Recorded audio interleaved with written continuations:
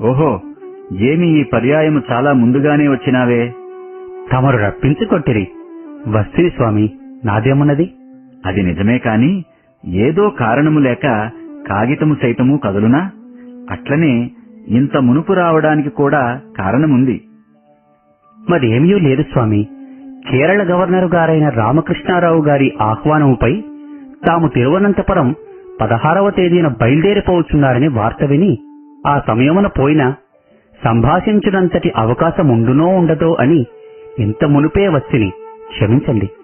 మంచిదే చేసితివి. దానిని క్షమించమని కోరుటెందుకు? అసలు చెడ్డ చేసిననే క్షమించమని కోరకూడదు. అట్టితో మంచిని కూడాను క్షమించమని కోరుటెందుకు? చెడ్డను మాత్రము ఎందుకు క్షమించమని కోరకూడదు స్వామి? చెడ్డను క్షమించుమనియు మంచికి ఫలమివ్వమనియు రెండునూ కోరకూడదు. మంచిని చేయుట మానవ కర్తవ్యము. కాన దానికి అదే ఫలము, ఇంకా వేరు ఫలమెక్కడున్నది? అందులో ఆనందమే నీకు ఫలము. ఇంకా చెడ్డను చేయుట మానవ కర్తవ్యమునకు వ్యతిరేకము. అట్టి దానిని చేయనీయక చేసిన దానిని తెలుసుకుని పశ్చాత్తాపపడి మరొక తూరి అట్టివి చేయక మెలంగునట్టి తెలివిని ఇవ్వమనియు తెలివితో పాటు వివేకమును ప్రసాదించమనియు కోరవలెను. దానిపై శిక్షించి రక్షించుట, క్షమించుట, సరిచేయుట అతని అనుగ్రహమున ఉన్నది. భలేగా ఉంది ఈ విషయం. ఇంకపై అట్లే చేతులు స్వామి. పోనీ పుట్టిన పండుగకు ఇచ్చిన రత్నములను భద్రపరిచి వినియోగించుకున్నావా? సాధ్యమైనంత వరకు శక్తిలోపము లేకుండా తమరిచ్చిన బుద్ధి మేరకు నడుచుకున్నాను. సాధ్యమైనంత వరకు అనునదేమి? మీబోటి భక్తులకు అంతకంటే వేరు పనేమి సాధ్యము కాకేమి? శ్రద్ధ, ఇచ్చా ఉండవలను కాని కర్తవ్యమును నడుచుకుంట కష్టము కాదు. స్వామి, ఇచ్ఛా శ్రద్ధ ఉండియో అనుకూలత లేక అర్థము కాకున్న ఆచరించుట కష్టమని తమరే తెలిపితిరి కదా. అట్లయినా అనుకూలత లేక అర్థము కాక ఈ రెండునూ నీలో ఉన్నవన్నమాట.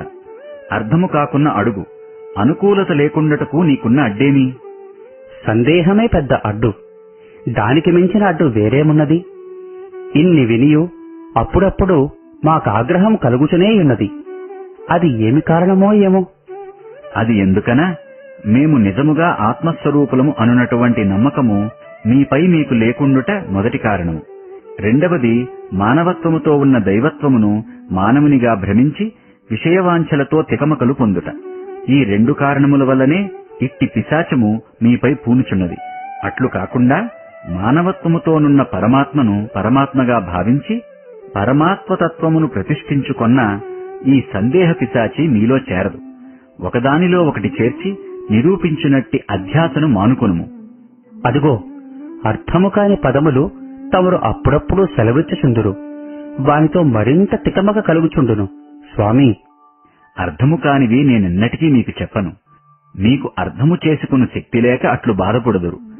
అసలు అట్టి పదముల అర్థములు మీరు తెలుసుకొనవలననియే నేనా పదములను చేర్చుచుందును. ఇప్పుడు నే చెప్పిన విషయములలో అర్థము కాని పదమేది? ఏదో అధ్యాస అని అంటిరి. అంటే ఏమి స్వామి? పిచ్చివాడా, అది తెలియదా? ఒక రూపము చూచి మరొక రూపమని భ్రమించుట, ఒక వస్తువులో మరొక వస్తువును నిరూపించుట. అంటే ఎట్లు? ఏ వస్తువునందు మరొక వస్తువును నిరూపింతురు? సెలవీయండి. చూడు, త్రాడును చూచి పామనియు, ఎండమావులను చూచి ఏవో గుర్రములనియు, ఎండలో మెరియు అద్దము చూచి దీపమనియు, ఇట్లే ఎన్నో ఉన్నవి. అయితే నేను దేనిని చూచి ఏమని భ్రమించుచున్నాను? ప్రకృతి స్వరూపములోనున్న పరమాత్మను చూచి కేవలము ఇది ప్రపంచమని భావించుచూ భయపడుచున్నావు. ఆ భ్రమచేతనే నీవన్ని విధములగు బలహీనతలకు చోటిచ్చుచు భ్రాంతులతో సందేహములతో సమసిపోచున్నావు. దానిని యథార్థముగా కనుగొన్న భ్రాంతులు పోయి భయము వీడి ధైర్యముతో పరమాత్మ అను దృఢత్వము ప్రతిష్ఠాగును. అట్టి దృఢత్వమును పొందుటకే వివేకమును లైటు అవసరము. త్రాడు పామును సంశయమున్నంత వరకు ఎంత బాధ, ఎంత భయము, ఎంత భ్రాంతి!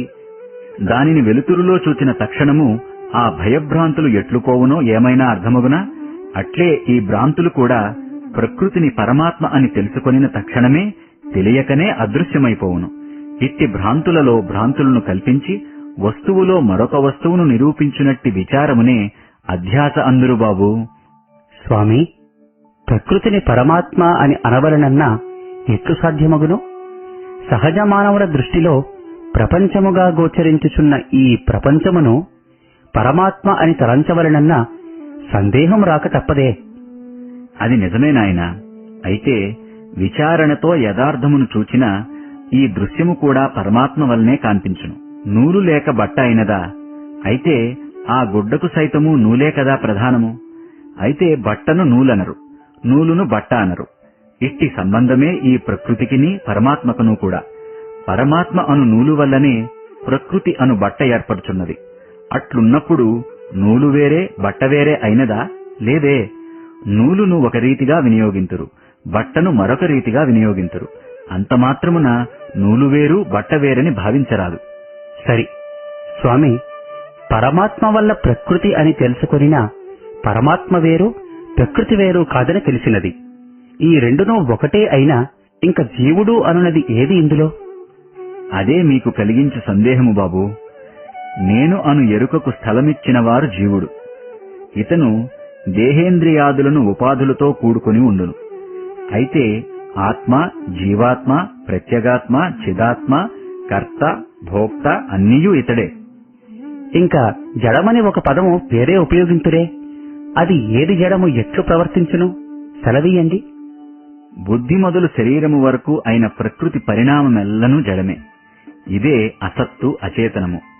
సచ్చిత్ స్వరూపుని కంటే వేరైనదంతయూ జడమనియే భావించుము. అసలు నిజమునకు జడము లేక ప్రపంచము విడిగా లేదు. చైతన్య సంయోగము లేక జడము దొరకదు. ఆకాశ సంయోగము లేక గాలి ఎట్లు విడిగా దొరకదో అట్లే ఇదీను కూడా. పుట్టునటువంటి స్థావర జంగమాత్మకమగునది అంతయు ప్రకృతి పురుష సంయోగము వలన పుట్టుననియే కదా గీతలో ఆనాడు చెప్పినది. అయితే ఈ బుద్ధికి మనసునకు ఆత్మతో సంబంధమేమి? ఎట్లుండును? అబ్బాయి, ఆత్మకు బుద్ధికి వేరు ప్రత్యేక సంబంధము లేనప్పటికీ ఆత్మ పరిశుద్ధము, నిర్మలము. బుద్ధి పరిశుభ్రము, నిర్మలమే. అద్దముపై సూర్యుడు ప్రతిబింబించినట్లుగా బుద్ధి యందు ఆత్మ చైతన్యాభాస కలుగును. అప్పుడు బుద్ధ్యాభాస మనసునందును, మనో ఆభాస ఇంద్రియములందును, ఇంద్రియాభాస దేహమునందును కలుగును. ఇందేది అన్నింటికీ సంబంధము? ఆత్మ ప్రకాశమే కదా. అయితే ఆ ప్రకాశమును ఆకర్షించు అద్దము వంటి బుద్ధి ఉండుట వలన కదా ఇప్పుడు బుద్ధి సంయోగము ఇటువైపు ఇంద్రియములకు, అటువైపు ఆత్మకును కలదు. చూడు. అయితే ఆ నేను అను జీవునకు, ఇంద్రియములకును, దేహమునకును ఎట్టి సంబంధము కలదు? వానికి సంబంధమే లేదు. ఇంద్రియములు, దేహము, మనసు కంటెను కూడా నేను అనునది వేరుగానే ఉన్నది. దేహధర్మములను, ఇంద్రియ ధర్మములను, అంతఃకరణ ధర్మములను ఈ జీవియందు ఆరోపించుచున్నది. చూడు, నేను ఎర్రగానున్నాను అని దేహధర్మమును ఆరోపించుకొనుచున్నాడే కాని జీవికి సంబంధము లేదు. నేను మూగవాడను అని ఇంద్రియ ధర్మమును ఆరోపించును. ఆశ అంటే కామము చేత అంతఃకరణ ధర్మమును ఆరోపించుచున్నాడు. తెలిసినదా? ఒక్కడే. ఆ పరంజ్యోతి ఒక్కటే. ఆ నిత్యము, సత్యము ఒక్కటే. బాగా తెలుసుకో. ఆహా, ఎంత సుబోధ! చిన్నపిల్లలకు సైతము ఆత్మతత్వమును అర్థము చేసుకున్న వీలగునట్టి ఈ విషయములు లోకమునకంతయు చాటినచో లోకము చీకటి వాసి ప్రకాశించును స్వామి. అందుకనే నీతో సంభాషించు ప్రతి ఒక్కటి అందరికీ అంది అందరూ ఇట్టి యథార్థమును తెలుసుకొనవలననియే సూర్యుని కిరణములు అద్దముపై, అద్దము ప్రకాశము మిద్దెపై, మిద్దె ప్రకాశము నేత్రముపై పడినట్లు నా సుబోధ ప్రకాశము భక్తుడను నెపముపై వాని సంభాషణ సనాతన సారథి అను మిద్దెపై, దాని కాంతి లోకము యొక్క శాంతిపై పడవలననియే ఈ సందేహ నివారిణి అను సంకల్పమును నేను సంకల్పించినది.